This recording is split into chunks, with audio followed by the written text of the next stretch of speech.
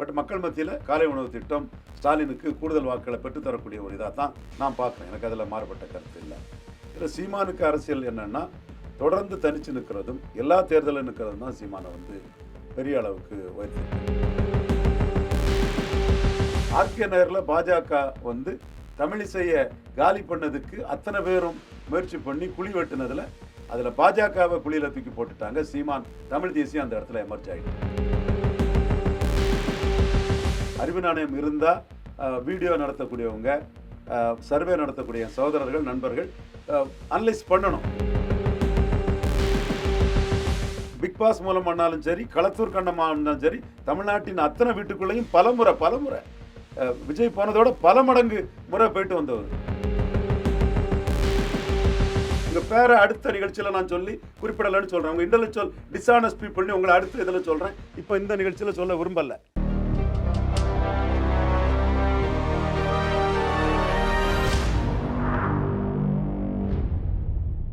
நியூஸ்பிக்ஸ் India நேயர்களுக்கு வணக்கம். 2026 தேர்தல் களம் எப்படி இருக்க போகுது, இது பற்றி நம்மோடு பேசுவதற்காக ரவீந்திரன் துரைசாமி இணைந்திருக்காங்க.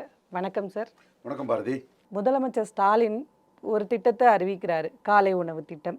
அதை விமர்சிச்சுட்டு பேசுகிறாரு. என்ன சொல்கிறாரு, 60 ஆண்டு காலம் திமுகவும் அதிமுகவும் இருந்து ஒரு ஆட்சியில் காலையில் சாப்பிடக்கூட இந்த மக்களுக்கு வந்து வக்கில்லையா அப்படின்னு கேட்குறாரு. அப்படி தான் இந்த மக்களை நீங்கள் வச்சுருக்கீங்க அப்படின்னு சொல்கிறாரு. என்னை பொறுத்த வரைக்கும் ஒரு ஸ்டேட்டஸ், ஒரு குறிப்பு என்ன சொல்லுதுன்னா, இந்தியா முழுக்க பல மாநிலங்கள் இருக்குது. அந்த மாநிலத்தில் கல்வியிலையும் ஊட்டச்சத்துலேயும் மருத்துவத்திலையும் கிட்டத்தட்ட முதல் இடத்துல வந்து ரொம்ப சிறப்பாக செயல்படுற மாநிலங்களில் தமிழ்நாடு ஒரு முக்கியமான மாநிலமாக இருக்குது. அதுக்கு இந்த 2 திராவிட கட்சிகளும் ஒரு முக்கியமான காரணம்னு பல குறிப்புகள் சொல்லுது. அப்படி இருக்கும்போது காலை உணவு திட்டத்தை இவ்வளோ ஒரு கிண்டல் பண்ணி இவ்வளோ கோபமாக சொல்ல வேண்டிய தேவை என்ன இருக்குது? இந்த விஷயத்தை கிரிட்டிசைஸ் பண்ணி சீமான் சொல்லியிருக்க இந்த கருத்தை நீங்கள் எப்படி பார்க்குறீங்க? ஒன்று, இவரோட தேர்தல் கணக்கு, இந்த தேர்தலையும் திரு சீமான் அவர்கள் தனிச்சு தான் போட்டியிட போகிறாரா? அவரோட கால்குலேஷன் என்னவா இருக்குது? காலை உணவு திட்டம் வந்து மக்கள் மத்தியில் வரவேற்கப்பட்டிருக்குது. எப்படி மதிய உணவு திட்டத்தையும் கலைஞர் முதல்ல விமர்சனம் பண்ணார். அப்போ என்ன ஆச்சுன்னா, பெண்களுக்கு வந்து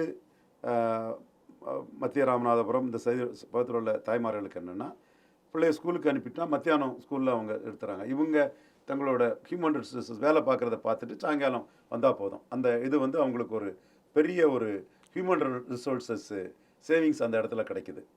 அது மதிய உணவு திட்டத்தோட பலனாக இருந்தது. இன்னைக்கு காலை உணவு திட்டத்திலையும் மான் சொல்கிற மாதிரிப்பட்ட இது இருக்குது. சீமான் இதில் என்ன பண்ணுறாருன்னா, பிளண்டாக டிஎம்கே எதுக்குறார். திமுக ஆட்சியில் நடந்த ஒரு நல்ல விஷயத்தை சொல்லு, கிறிஸ்டின் முஸ்லீமுக்கு நடந்த ஒரு நல்ல விஷயத்தை சொல்லுன்னு அவர் பிளண்டாக தமிழ் தேசியம் வர்சஸ் திராவிடத்தில் எதுக்குறாரு. அந்த இடத்துக்குள்ளே காலை உணவு திட்டத்தை திராவிட கட்சிகளை எதிர்க்கிறதும், திராவிட அரசியலை எதிர்க்கிறதும், பெரியார் மண் இல்லை பெரியாரே மண்ணுன்னு ஒரு நிலைப்பாட்டை எடுத்து போகிறதும், அவரோட கொள்கை வழி நின்று அவர் எடுக்கிறார். பட் மக்கள் மத்தியில் காலை உணவு திட்டம் ஸ்டாலினுக்கு கூடுதல் வாக்குகளை பெற்றுத்தரக்கூடிய ஒரு இதாக தான் நான் பார்க்குறேன். எனக்கு அதில் மாறுபட்ட கருத்து இல்லை.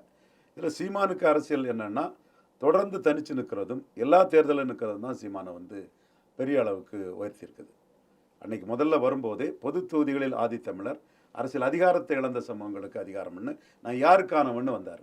திமுக அண்ணா திமுகவில் அதிகாரத்தை பெற முடியாமல் அதிகாரத்தை பெற துடிக்கக்கூடிய சமூகங்களுக்கும், திமுக அண்ணா திமுகவால் அதிகாரத்தை இழந்த சமூகங்களுக்குமான தலைவனாக தான் தன்னை முன்னிறுத்திட்டு வந்தார். அதில் முதல்ல 1.1% வாக்கு தான் அவர் எடுத்தார்.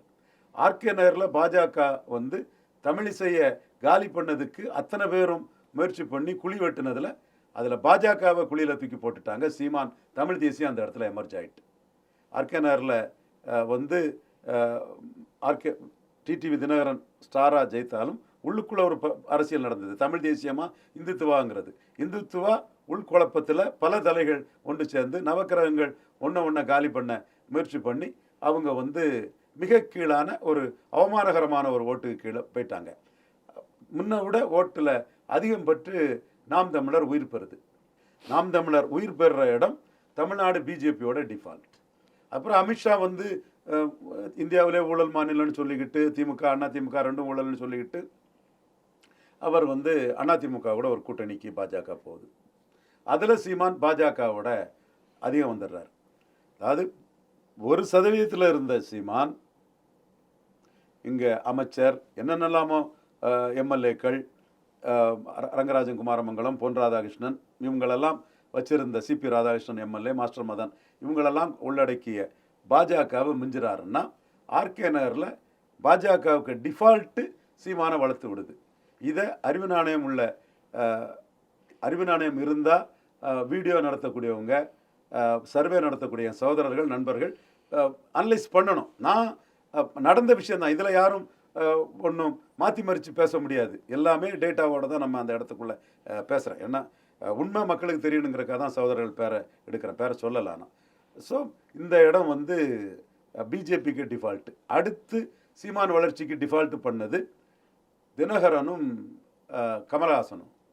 தினகரன் குக்கரில் ரெட்டலையும் சூரியனையும் அவிச்சவர். அவர் நாங்குநேரி இடைத்தேர்தல் நிற்கல, நின்னா 10% வாக்கு எடுத்திருப்பார். மஞ்சாங்குளம், மறுகால் குறிச்சி ஓட்டெல்லாம் அப்படியே சகோதரர் தினகரனுக்கு விழுந்திருக்கும். நின்னா 10% ஓட்டு எடுத்திருப்பார். அந்த உயரத்துலேருந்து கீழே விழுந்துட்டோமேன்னு அவர் அப்செட் ஆகிட்டார், உட்கார்ந்துருக்க கூடாது. அரசியலில் மக்களை நம்பி நிற்கணும். அடுத்தால விக்கிரவாண்டியில் நின்று இருக்கணும், நின்னா 5% வாக்கு எடுத்திருப்பார். வெள்ளூரில் நின்னா 5% வாக்கு எடுத்திருப்பார். 3 தேர்தலையும் தினகரன் புறக்கணிச்சிட்டார். நான் எல்லாமே தரவுகளோட தான் சொல்கிறேன். கண்ணை மூடிட்டு விருப்பத்தை சொல்லக்கூடிய லெவலில் நான் பேசக்கூடியவன் அல்ல. அடுத்து கமலஹாசன் மிகப்பெரிய சாதனையாளர். பிக் பாஸ் மூலம் ஆனாலும் சரி, களத்தூர் கண்ணம்மா ஆனாலும் சரி, தமிழ்நாட்டின் அத்தனை வீட்டுக்குள்ளேயும் பலமுறை விஜய் போனதோட பல மடங்கு முறை போயிட்டு வந்தவர். ஆனால் அவர் தென்சென்னையில் 12% வாக்கு எடுத்தார். ஸ்ரீபெரும்புதூரில் 10க்கு மேலே எடுத்தார். மத்திய சென்னை, வட சென்னையில் எடுத்தார். கோயம்புத்தூரில் எடுத்தார். மதுரையில் எடுத்தார். அவர் தனக்கு எடுத்த 3.7% வாக்கு போதாதுன்னு நினச்சாரோ என்னவோ, அவர் விக்கிரவாண்டியில் போட்டி போடலை. 5%க்கு மேலே எடுத்திருப்பார். நாங்குநேரில் போட்டி போடலை, போட்டால் 5%க்கு மேலே எடுத்திருப்பார்.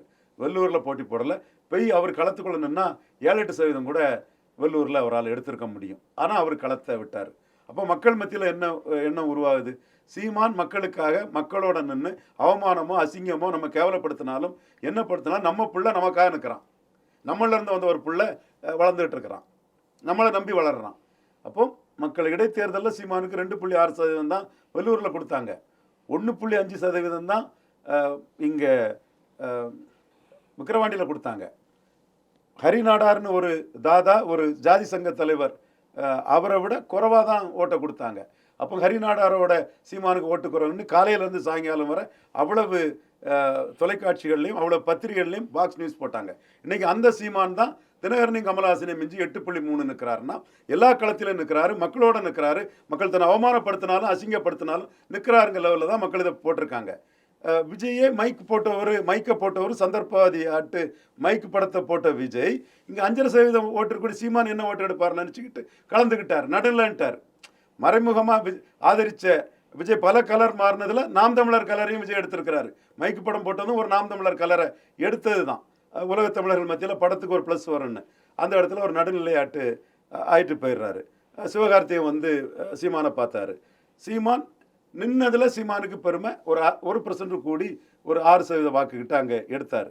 ஆனால் இந்த இடத்த நான் எப்படி ஒப்பிடுறேன்னா, விக்கிரவாண்டி, ஈரோடு கிழக்கு, விக்கிரவாண்டி, வெள்ளூர், நாங்குநேரில் நின்னதுனால தான் கமலஹாசன் தினகரனை அவர் தாண்டினார். அதே மாதிரி ஈரோடு கிழக்கில் எடப்பாடிக்கு 23% வாக்கு இருந்தது, சீமானுக்கு 8.3% வாக்கு இருந்தது. நின்னா சீமான் வந்து 13 கிட்ட போயிடுவார். நின்னா இவருக்கு ஈர்ப்பு சக்தி கிடையாது, 23-18 அப்போ கொங்கு மண்டலத்திலே எடப்பாடிக்கும் சீமானுக்கும் டிஃபரன்ஸ் இல்லைங்கிற போது மற்ற பகுதியில் சீமானை வளர்த்து விட்டுரும், எடப்பாடியை பலகீனப்படுத்திடும். அப்போ இதை நீங்கள் பார்க்கணும்னா, முந்தைய ஈரோடு கிழக்கு தேர்தலில் சீமானுக்கு வந்து 1% தான் இருந்தது.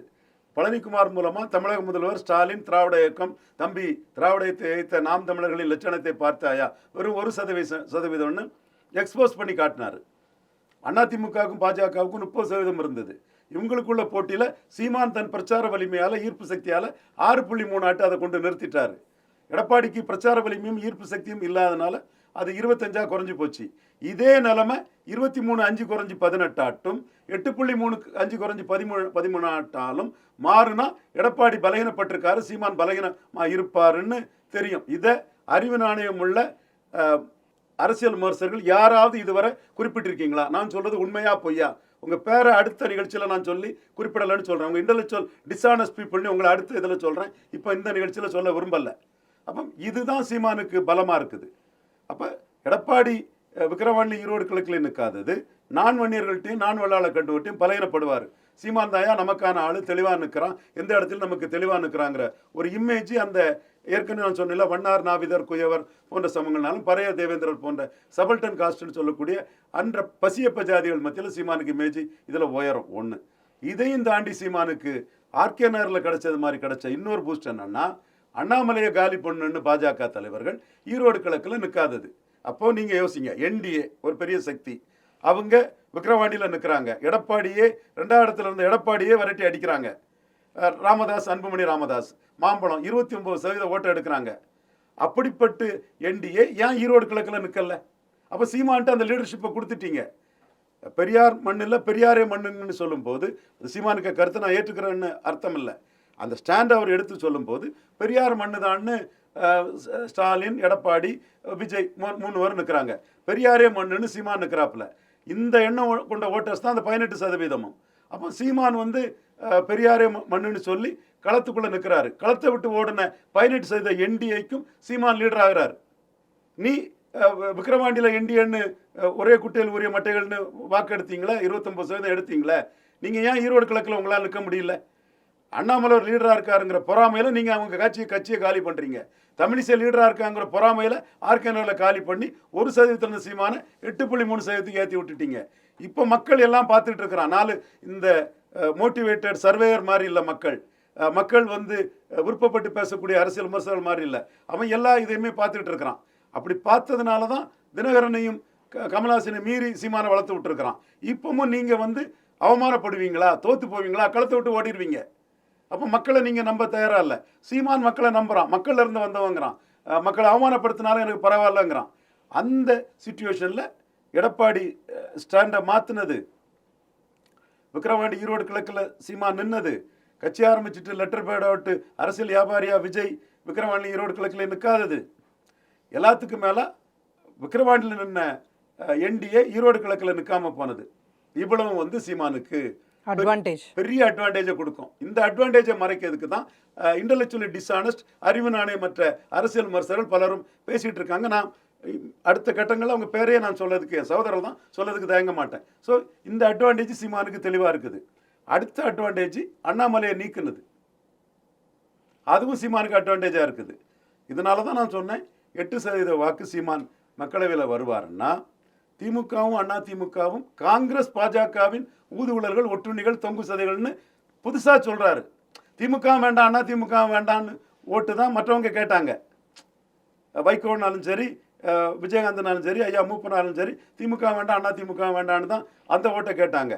சீமான் தான் திமுகவும் அண்ணா திமுகவும் காங்கிரஸ் பாஜகவின் ஊதுகுழல்கள், ஒட்டுண்ணிகள், தொங்கு சதைகள், தமிழ் தேசிய அடையாளம் தான் முக்கியம்னு மக்களவையில் எடுத்ததுனால தான் பிஎம்ஏ பார்த்து வைக்கக்கூடிய அளவுக்கு அகாலிடல் காலி ஆகும்போது, ஐஎன்எல்டி காலி ஆகும்போது, பகுஜன் சமாஜ் பார்ட்டி காலி ஆகும்போது, பிஆர்எஸ் காலி ஆகும்போது, அதாவது என்டி கூட்டணிக்கு இந்தியாவுக்கும் இடையில சீமான் வந்து 4வது வந்து ஒருத்தர் 3.8 8.3 வந்துட்டார். ஸோ சீமான் கருத்து கணிப்பாளர்களாலோ பத்திரிகைகளாலோ வெப் டிவி நடத்தி சர்வே நடத்துகிறவர்களாலோ வளரக்கூடியவர் இல்லை, மக்களால் மக்களோட நின்று வளரக்கூடியவர். பெரிய வளர்ச்சி சீமானுக்கு இருக்குங்கிறது என்னோட ஆணித்தரமான கருத்து. அப்போ காலம் 2026 அவருக்கு எப்படி, அவர் என்ன ஸ்டேட்டஸில் இருப்பார்? அவருக்கு இன்னும் பெரிய காஸ்ட் கன்சால்டேஷன் இதெல்லாம் பண்ணுறாரு. பரையர் தேவேந்திர குல வேளாளருக்கு 5% கூட்டணிக்கு போவாரா சார்? கூட்டணி போக மாட்டார், உறுதியாக போக மாட்டார். 5 பிராமின்ஸை கேண்டிடேட் போடுறார். முத அவர் என்ன வியூகம் எடுக்கிறாருன்னா, நீ தான் என்ன பாப்பானுக்கு அடிமன்னுட்ட இதுன்ட்ட சொல்லிட்டு போ, என்ன வேணாலும் சொல்லிட்டு போ, எனக்கு அதை பற்றி பிரச்சனை இல்லை, நான் தெளிவாக இருப்பேன். பாராளுமன்ற கட்டடத்தில் சமஸ்கிருதத்துக்கு ஏன் தமிழ் இல்லைன்னு கேட்டவன் நான் தான். எது ஏன் தமிழுக்கு எதிராக இருக்கோ அதுன்னா அதை நான் கேட்கக்கூடியவன் தான். பட்டு பாரதியார், பரிதிமால் கலைஞர், ராமானுஜர், மதத்தில் புரட்சி செய்த ராமானுஜர், வைத்தியநாத ஐயர், இவங்களெல்லாம் குளோரிஃபை பண்ணணும்னு நான் முடிவு பண்ணியிருக்கிறேன். 5 பிராமின் தமிழுக்காக தொண்டாற்றிய 5 பிராமணர்களுக்கு மதிக்கக்கூடிய அளவுக்கு 5 பிராமின்ஸை கேண்டிடேட்டாக போட போகிறேன்னு போடுறாரு. அதோட நோக்கம் என்ன இருக்குதுன்னா, மாற்றம் ஒன்று அண்ணாமலை மூலமாக 24 மோடிக்கு விழுந்த ஓட்டை அவருக்கு டார்கெட் பண்ணுறாரு. சார் பிஜேபியே வந்து இங்கே பிராமின் கேண்டிடேட்டை முன்னிறுத்துறதுக்கு ரொம்ப தயங்குறாங்க. அதனால தான் அண்ணாமலை மாதிரி ஒருத்தரை வந்து தலைவராக முன்னிறுத்தும் போது இந்த மண் வந்து ஒரு ஆன்டி பிராமினிக்கல் மூமெண்ட்டை வந்து டெவலப் ஆகி அப்படி தான் இந்த மக்களும் வந்திருக்காங்க. அப்படி இருக்கும்போது சீமான் இப்படி ஒரு திருப்பியும் இதை ரிவர்ஸ் பண்ணி இப்படி ஒரு நிலைப்பாடு எடுக்கிறது எந்த வகையில் அவருக்கு உதவியாக இருக்கும்? அதாவது இது பெரியார் மண்ணுன்னு ஸ்டாலின் வெற்றி வீரர் வெற்றி பெற்றுட்டு இருக்கிறாரு. அவர் சொல்றாரு. பெரியாருக்கு பாரத ரத்னா கேட்கிறாரு எடப்பாடி கேபி முனுசாமி. பெரியாரை தத்துவ தலைவராக வச்சிருக்கிறாரு விஜய். 3 பேருமே ப்ரோ பெரியாரிஸ்டா இருக்கிறாங்க. சீமான் இது பெரியார் மண்ணில் பெரியாரே மண்ணுன்னு ஓங்கி அடிச்சிட்டு என் தமிழ் பகைவன் சொல்லி தமிழுக்கு பெரியார் இது பண்ணி லிஸ்ட் கொடுத்து யார் வேணாலும் வாதத்துக்கு வான்னு எல்லாத்தையும் கேட்டுட்டு இருக்கிறார். விஜய் உட்பட எல்லாத்திட்டையும் கேட்டுட்டு இருக்கிறார்.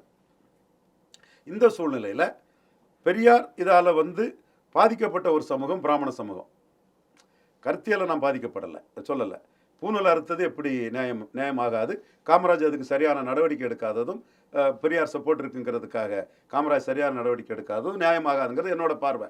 அது இன்னைக்கு உள்ள எல்லா இடமும் இந்த பார்வை தான் எனக்கு. அதனால குருமூர்த்தி சொல்லி நடக்கல, சுப்பிரமணிய சாமி சொல்லி நடக்கல, இலகணேசன் சொல்லி நடக்கல, சசிகலா விஷயத்தில் நான் சொல்லி நடக்குங்கிறதையும் நான் சரிங்கிறத ஓப்பனாக சொல்லக்கூடியவன் தான். நீங்கள் அதனால என்ன மற்ற கண்ணோட்டத்தில் யாரும் பார்க்க விடாங்க தான் இந்த கருத்தையும் நான் முன்வைக்கிறேன்.